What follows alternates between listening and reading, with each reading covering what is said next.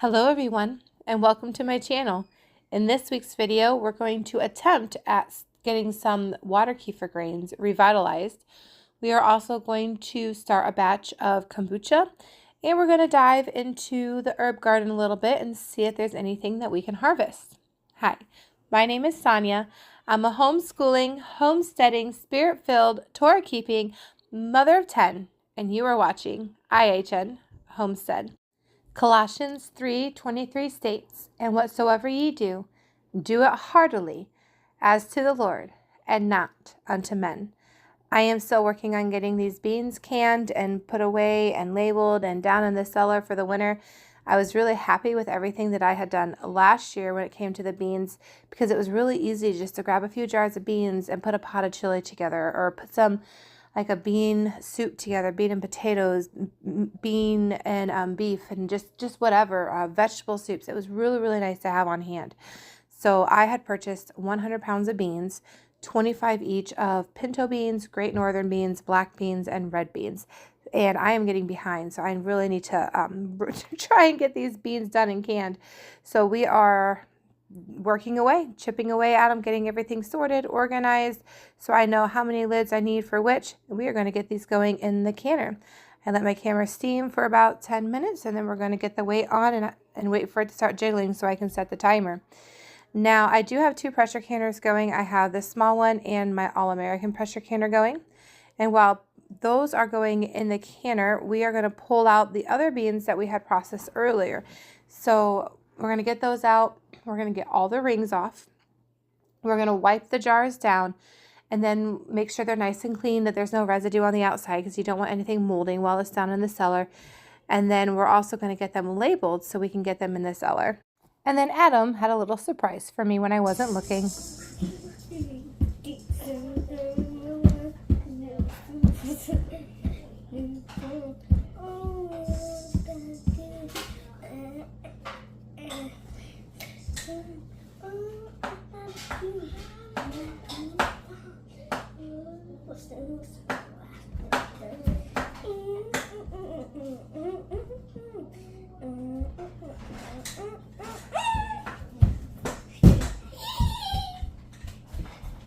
I guess what's work if you can't play while working?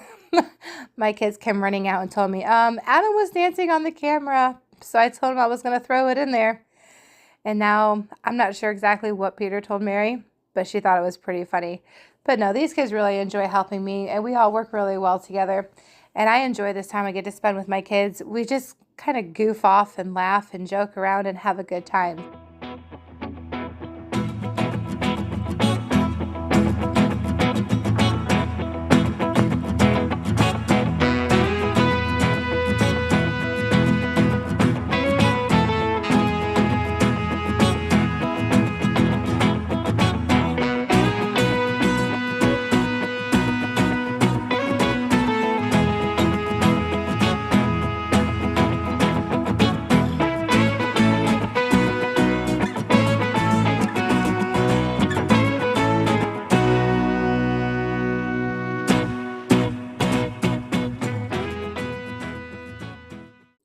All right, next, I have some water kefir grains, sad to say, that I have not used in over a year. I don't have a good explanation as to why. I just haven't.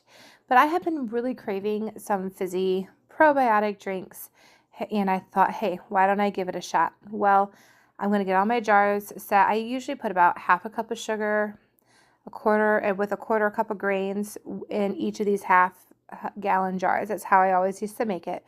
So I thought, well, I will go ahead. I'm going to rinse my grains, get them nice and fresh, and then I'm going to put them in these jars. Now, my water kefir grains look really nice. That really surprised me. They're not all shriveled up and dying, and I have not been feeding these grains. So I'm hoping, because they've been kept in a refrigerator that's really cold that I normally use to store our farm fresh milk, that maybe that's why. But these grains are still really big and plump, you guys. So I'm really hoping to get a nice water kefir out of these grains. So again, I'm going to rinse off all these grains that I'm measuring out here with some fresh water, and then I'm going to take them and I'm going to measure them out into each of these individual jars. And then what I'm going to do is fill the jars up with water. Make sure it's all nicely stirred together, the sugar is dissolved. And then I'm just going to put coffee filters on top, being held on with a rubber band. And we are going to see what happens.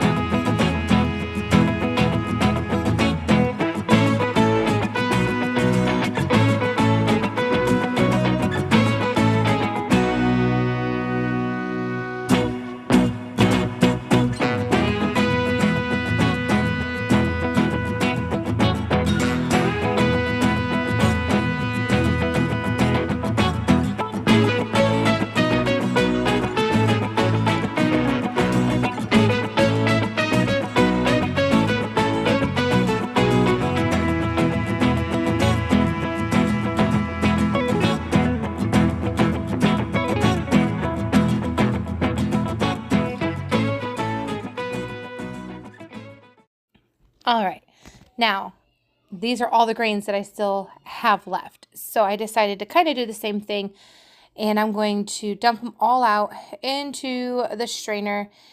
Yeah, they look really nice. I really like the way these look. These ones were a little bit more brown, didn't smell as nice as the other ones, but figured it'll still work out just fine. There's my little helper. She's so sweet. And we're going to, again, rinse the grains. And I'm going to put all of them into this half-gallon jar.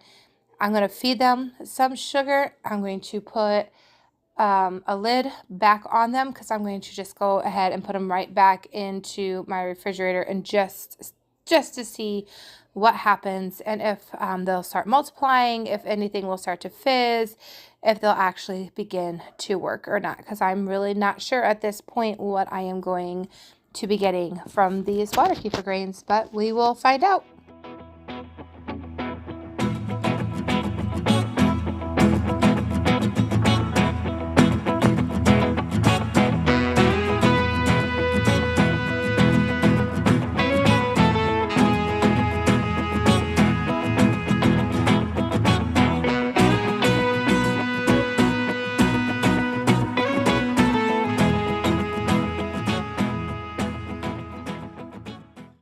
Alrighty, here I am. It has been a full 48 hours.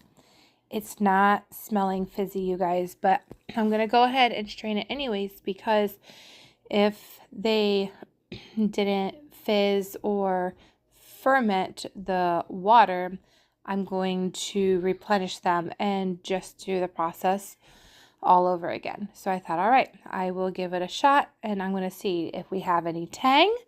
Hopefully we have tang. If not, if it's just sugar water, oh darn. And we will just have to start the process all over again. And guess what? It was sugar water. Nope. Yep. It did absolutely nothing. Okay. Plan B. Let's go ahead and get everything reset. Water kefir, new batch of sugar, new batch of water, and we are going to try again. And then I'm going to check it again in another 48 to 72 hours. I think I'll go ahead and let it set just a little longer. Now, mind you, my kitchen is at least 75 degrees, if not warmer, because we do not have a central unit, AC unit for our home. So our home stays nice and warm during the summer. So I'm just going to strain out everything that I did a couple days ago and reset them and see if that works. And if not, I will have to try something else. So here goes nothing. And hopefully come next week's video, we will have some water kefir to share with you guys. But hey, it's not a total loss. There are ways to reactivate those grains. So now we are going to move on, and I am going to get some kombucha started. I found these really large tea bags that will brew for an entire gallon. I was super happy about that. I'm going to get that on the stove, get it boiling, get it nice and hot, and let it seep for about 10 minutes. So I bring it up to a boil, I let it boil for a little bit, and then I let it seep for at least 10 minutes. And then I'm going to take that tea bag out, and I'm going to add some sugar. So I do not measure, you guys, when I do these things, or at least this part. Now, I did put in the full cup of sugar that it is required for a gallon of kombucha to get it started. But this base here, I just put some water in a pan, put the tea bag in there and let it go. And I put a lot of nice cold water in my jar. And now I'm going to attempt to dump. Oh my goodness. You guys, I really made a big mess and my kids were laughing so hard. But I'm going to attempt to dump that tea that I just made into that jar, that big gallon pickle jar of water. And what I do there is the water in the jar is a lot colder than of course the tea that I just brewed. Even after you let it set for a while, try to bring it down closer to room temperature if you can. Thank you, Peter, for the towel. I really appreciate it. I'm going to clean up my mess now. But anyways, I do that so it brings the temperature of the tea down. So I'm not really having to wait as long to put my kombucha SCOBY in. Now, there is a store located not too far from me. It is called Divine Living, and they sell SCOBYs, and they actually sell their home brewed, store brewed kombucha in Indiana and Ohio, and maybe even in Michigan. I'm not sure, but I know Indiana and Ohio for sure. But I want to make sure that tea and stuff is not too hot because I don't want to kill my SCOBY. But that is a very, very beautiful SCOBY, and I'm super excited. So I'm going to get that SCOBY in there, and then that is some starter liquid, and I'm going to pour the starter liquid in there. And then what you do, again, kind of just like with the water kefir, you want this to ferment, so you want it to be able to get some airflow. So you don't want to cover it with a lid. So I'm using some paper towel this time, and I'm going to hold that down with a rubber band. And when it is all said and done, you're going to find a dark, cool place that you can put it in and store it. And then we'll get back to it here after about a week or so. To end my week, I decided to gather and collect some of my herbs from the herb garden. I started here with my lemon balm, and they got really big and beautiful even after transplanting them. And that was kind of my worry, was if everything was going to reestablish well after the transplant. So that's why I literally wasn't going to worry about harvesting anything this year, because I wanted my herbs to get well established before picking from them. But they are doing great. So I gathered some lemon balm, and now here I am taking a couple of the tops off my sage. And I did try to do some research just to make sure that I was gathering right, because I want them to get bigger and bushier and to produce more. This is my oregano. My oregano was going crazy. So I took also some of my oregano, and this oregano smelled really, really good. I really like the smell of it, and it's beautiful. I was very happy. And now my cilantro got blown over in a storm, but it was covering some of my other herbs, and so I was trying to redirect it to lean in the other direction. And underneath was some really pretty cilantro. But my majority of the cilantro, it all went to seed. And it was beautiful white flowers. It looked really pretty. But underneath, I still could find a few sprigs of cilantro that I could use, or that I wanted to use for that matter. And there it is. You can see them already producing their seed pods.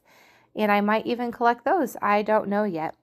And then this is my apple mint. I was really surprised at how big my apple mint got. So again, I just took a little off the top, just like that, and these smell delicious. I'm really excited to try this in a tea. I've never had apple mint tea, but my apple mint and then also my chocolate mix. I even picked some chocolate mint. So I'm trying to decide if I should mix them together or if I should brew them separately. I don't know yet, but we shall wait and see. but I also picked some from my chocolate mint. Again, not a whole lot. My chocolate mint wasn't that big, but it looked really well, so I took a little bit from that as well. I want these herbs, again, to get big and bushy and beautiful, again, well established. And yes, the chocolate mint smelled delicious. My kids even really, really liked it as well. And now this is my comfrey. Do you guys remember how I took the comfrey from that little round section behind us? You can see those blocks, and I moved it over here. Well, when I went back over to those blocks, I have another comfrey plant still in there. I guess I didn't get deep enough, and another comfrey plant grew. So I thought, oh well, I guess we're just going to have a lot of comfrey. My midwife was correct when she told me it's really hard to get rid of comfrey. I will have it forever. And we found some really, really big leaves in here. And my daughter's like, Mom, pick this one, pick this one. This one is huge. And so picked out a few leaves of comfrey. I'm hoping to make some salves with the comfrey, or to dry it out and have some comfrey powder to use for later in the year for any ailments or anything, skin conditions, whatever there might be that my kids get. And then my lavender looked really, really pretty. Now, I only picked a couple sprigs of lavender because we have honeybees, and I didn't want to pick too much because I see sometimes the honeybees buzzing around my lavender plants. So I didn't want to pick too many of those. But we brought all the herbs inside, and I pulled out some of my drying racks. And as of right now, my herbs are just sitting on my counter because it has been really windy. Normally, I'd want to set them outside in the sun, but I don't want them to blow everywhere. And I do not have an herb drying rack. Now, I do have a dehydrator, but I just thought, well, I'll try this for now and see what it does. And over the next couple days, I just go in there and I kind of turn it and bring some of the dried stuff to the bottom, and the stuff that hasn't fully dried out to the top, just rotating it. And so I got everything set up, and it looks really nice, and I'm really excited to see what I can come up with and how I'm going to use and process all these herbs, and maybe just put some down on the shelf for all those yummy bean soups for later in the winter. Well, everyone, that is it for this week's video. I really hope you enjoyed the time you got to spend with my family. Remember, Colossians 3:23 states, "And whatsoever ye do, do it heartily, as to the Lord, and not unto men." Thank you so much for watching. God bless you.